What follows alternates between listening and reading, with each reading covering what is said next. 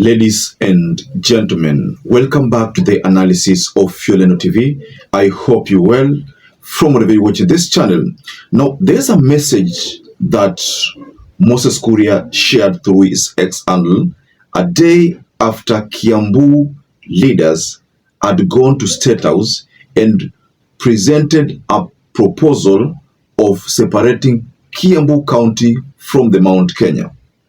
Now, I don't know how many of you have actually come across the tweet, but allow me to take you through the tweet because it forms the basis of our analysis in this video.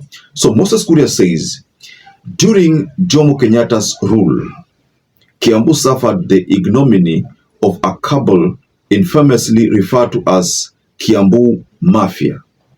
Now there's a new Kiambu Mafia in diapers, laced with poo-poo, which is claiming that Kiambu will not be in the Mount Kenya region.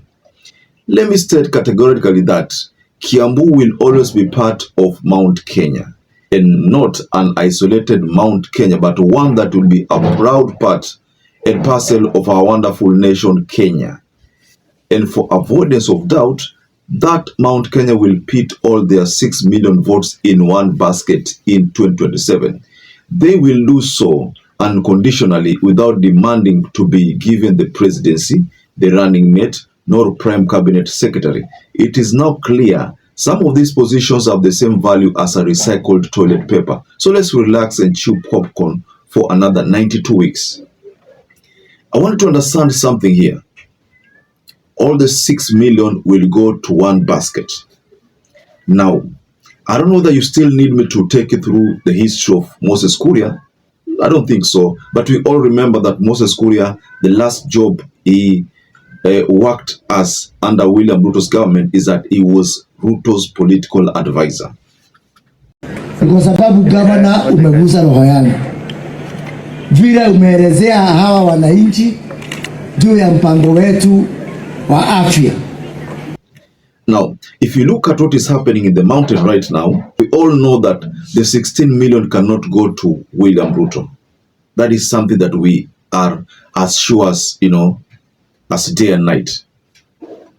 It will not go because how people talk about this regime is already convincing that things will not go William Ruto's way.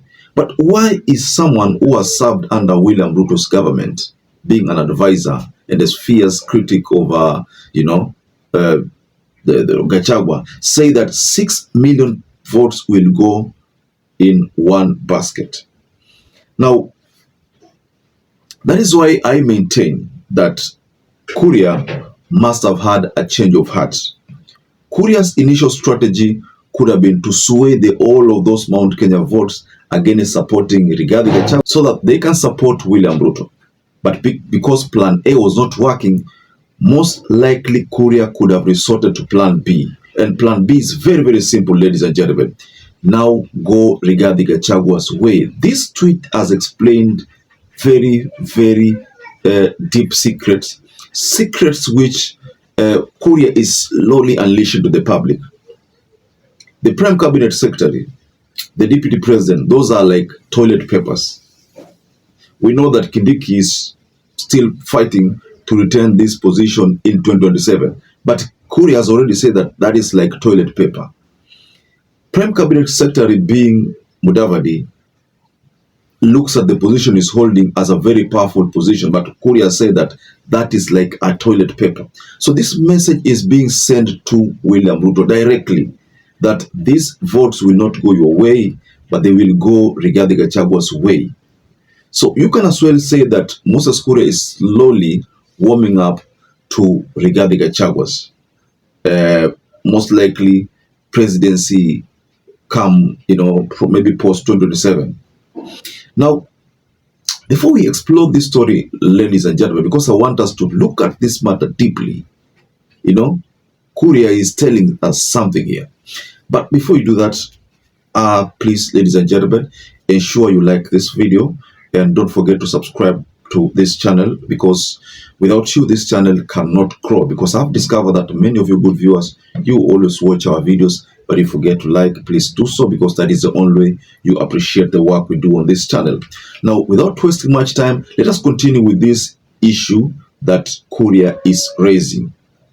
And Kuria is telling us that the deputy president, the prime cabinet secretary, those positions do not have value. In fact, they have the same value as recycled toilet paper. You know, a toilet paper, this toilet paper is again recycled. You know, most people look at toilet paper as something that is valueless. Imagine the toilet paper again is being recycled. You know, that is how the two positions lack value. Kuria is, in other words, trying to tell us that Kindiki is just like a flagger, someone who's just there. Yeah, yuko tu pale kama vile bendera upata upepo, but there's nothing actually he can do.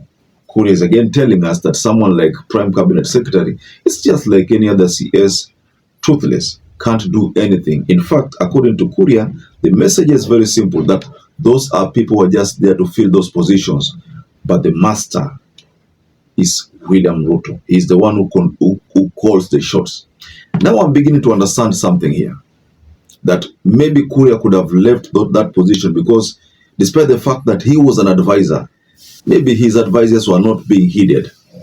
You know, the president was not taking the advices of Kuria seriously, and that explains why maybe he could have resigned, you know, after realizing that there was nothing he was adding in terms of value to the government.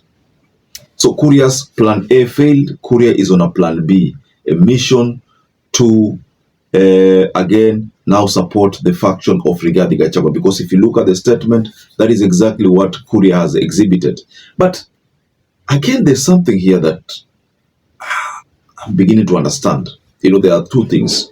Either Kuria wants to support that faction, or Kuria wants to play the spy role.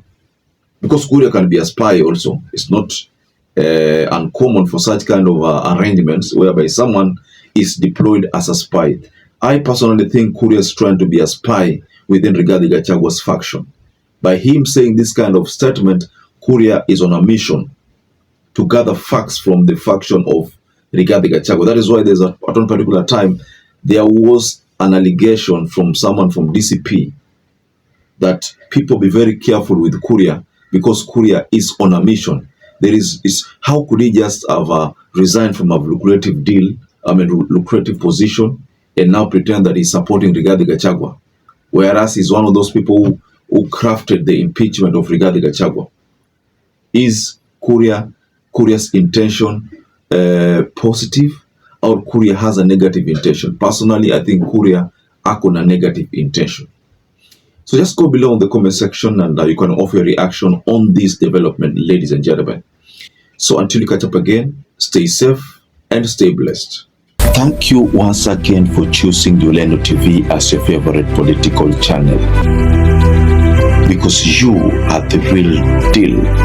Remember, all you need to do to support this channel is subscribe, like, and comment, and share our videos.